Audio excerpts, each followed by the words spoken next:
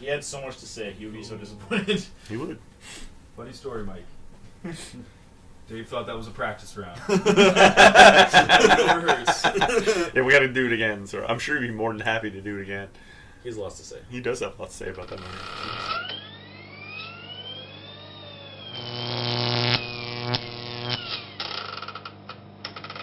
All right, we're back for another episode of Crosstalk. I'm Tim. I'm Chris. And today we're talking about our favorite directors. Yeah. So I thought it would be a good topic to do. Actually, Chris thought it would be a good topic to do, but Yeah. this is kind of a fun one for us. Really easy. Yeah. No arguing here. It's our opinions. Not like a certain maybe Star Wars video that we showed. Yeah. we just have to talk about directors we like their work. So, Chris, Yes, Tim. let's talk about your favorite director, who I have a pretty good idea who it is. You know exactly who it is. You've talked I've about talked him about him enough. Yes. so many times. Not enough. Not enough.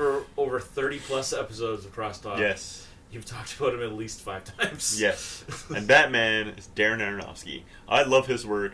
As everybody who's ever watched any of these episodes know, I love his work. You've got Pi, you've got The Fountain, you've got The Wrestler, you've got Black Swan, which should have won Best Picture that year. But don't even get me started. I haven't seen Noah, and I probably won't because I'm not really into religious-centric movies, but It's also kind of just not a good movie. I've heard that too. So, you know, not everybody, whatever, nobody bats 1,000. And I haven't seen Mother yet, but I'm fairly certain even though I've heard it's a mess, even when Aronofsky makes a mess of a film, they're still fun. They're still like a fun mess. But he knows how to do deconstructing of characters, and he knows how to get an emotional performance out of people. Like, man, The Fountain is one of my all-time favorite movies, as again, people who watch these videos know. It's like one of my... What's The Fountain again? Don't make me hit you.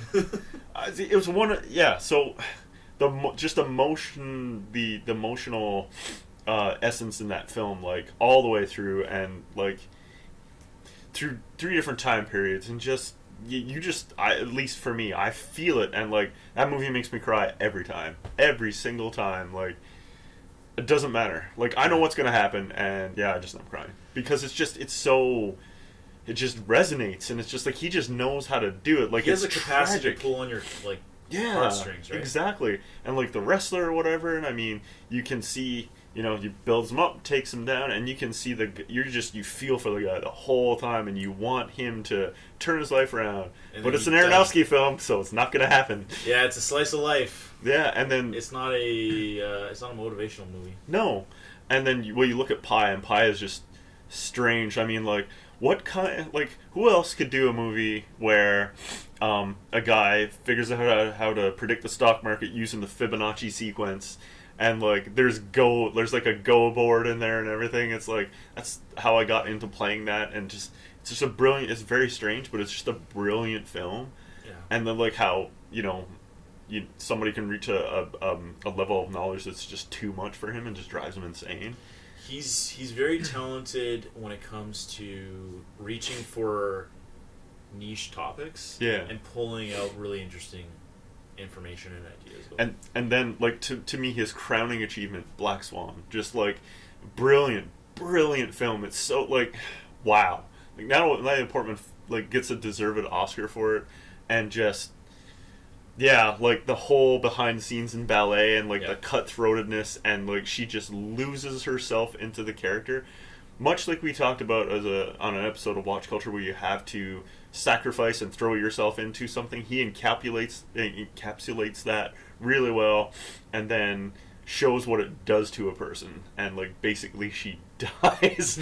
It's just like, it's wow. You're the whole movie, you're just sitting there and you're just being blown away by I love Black Swan. To quote, so good. To quote from no, it's not a roller coaster. I was gonna say it's still applicable. To quote from one of my favorite comedies of all time, Anchorman. Oh God. It's a glass case of emotions. Right. So he just nails like the human condition, really. Yeah. Like, and just takes it and just dials it to 11, and he's just really good at that, and I just love him, and I love his visuals. Yeah. Just everything about him as a director. I think, for me, I think he's probably one of my, not favorite, but he's one of my reliable directors who I can be like, I'll watch this movie because I know I'll enjoy it. Yeah. I think the reason why is because a lot of his stories have a very humanistic element to them. For sure, yeah. And it actually relates a lot to my favorite director, Richard Linklater, right. who is very much in the same sort of camp, although his stories lend themselves more to moments or passages of time. Like, a lot of his work is very much about just sort of things happening. They don't always have a strong narrative arc in the sense like a typical movie where it's like, this thing happens, which leads to this, which leads to this turn, which leads to the climax, which leads to the resolution. Yeah, his is almost, okay, this is the window of time I'm looking at, and this is what happens to a character over that time period. That's right. Yeah. And, yeah. And lots of suburbia, lots of, really strong universal themes, and, not just one generational group, even though Dazed and Confused and Everybody Wants Some are set in those sort of camps. Like, it's always talking about things that affect lots of different people. I mean, Boyhood, look at that. That's an experimental film. That's nothing that... They literally shot that over, 10 years? Yeah. Yeah. So a lot of his work is very much about how do you convey an idea without fitting into the typical... Yeah, narratives. it's like not a... And that's where they're, like, again, huge...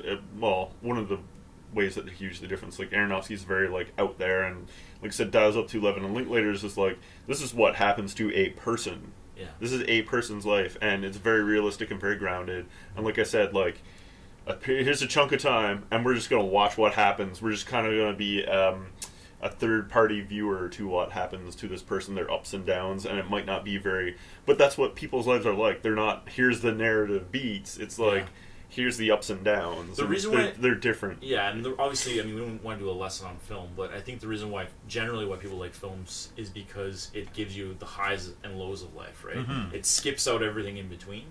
What's great about this director is he's taking the in between, but he's still finding a way to make it appealing. Yeah, exactly. And he does have a lot of experimental work too, like Waking Life. I mean, that's probably my favorite movie of his. Which you cannot... He's never re-released it. You can only find it on DVD. I don't think... Yeah, and I've never seen it. It's a movie... It's a series of vignettes about philosophy. Yeah. And it's a cel-shaded animated film. Interesting. So it's like filmed live capture, but it's got animation sort of blended into it. And, I mean, that's not discluding Boyhood, like I mentioned, or the Before trilogy... or any of his other films. Like, he did Bernie, which is a great movie about that murderer played by Jack Black. He oh yeah, he's done a lot of really interesting stuff. Yeah, and that's, I think with both directors, that's something that you can say that I don't think they've ever done anything that isn't at least interesting, like at least pseudo experimental, or they're different. Yeah, I mean, he also did Bad News Bears remake, which is probably his low point. Yeah. Everybody's got a studio film, I think. And then he did School of Rock, which is not a bad film, but School of Rock is actually underrated. Like, I think it's really underrated for what it is, right? But then he has his biopics like Fast Food Nation. So I just find like he has a really interesting breadth to his... like he's very... Yeah, for sure. So... like I said, this isn't one of those topics where it's like, let's just dive in and like rip this apart. I think it just gives you a sense of the kinds of films that we typically are drawn to. Yeah, for sure. And my pick, is, like I said, is more of a, you pretty much know what you're going to get with an Aronofsky film, whereas Linklater is like very, this could be literally anything. And you really have to like research it before you go and actually watch it, because... Is this a project that I'm going to be interested in this time? I'm always in. He's like, he had me at hello. Yeah, exactly. I'm like that with Aronofsky, right? Yeah. So you always find somebody that just mimics your kind of, you're like, wow, this just blows me away. Like, he just did Last Flag Flying, which is Steve Carell, and it's also got, what's his name? Morpheus. I can't remember the actor. Lawrence Fishburne, thank you. There you go. And I was going to let you get there. It's fine. And also, Mr. Breaking Bad. Bryan Cranston. Yeah, nice. So it's a trilogy of, well, not trilogy, but it's about three men who were former Vietnam. I mean, like, just based on the premise and like who's involved, like, I'd check that out, right? And the story is that one of them loses his son during the Iraq War, and another one's a reverend, and the third one is a corporal who continues military life.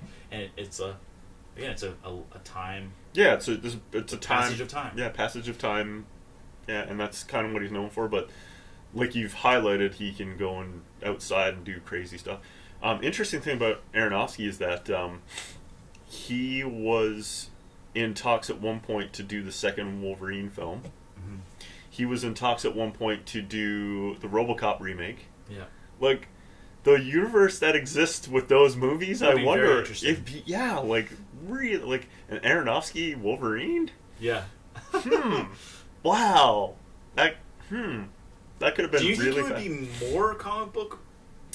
I think it would be Logan dialed up to 11, probably. So you think it would be even more so? Yeah. RoboCop would be very fascinating. I mean, it's already a very interesting film, right? Yes, yeah. But I think the second Wolverine movie would have been, he would have deconstructed, he would have ripped Logan apart, probably. But location and timing and family things got in the way of it, whatever. Yeah, I heard too that he at one point was going to do a Batman Year One as well. So I'm fascinated. Like, that's the other thing about him. Like, he's got all these other projects that never came to light that I'd be fascinated to see if they what they would have looked like. Yeah. Because he's got a certain. He's got to get on that high before comic book movies become become unfashionable again. Yeah, yeah, it's like he's got a different mind for the stuff he makes. So I don't know if he could work with a big studio, but I'd be fascinated to see what those movies would have turned out like. Yeah, yeah.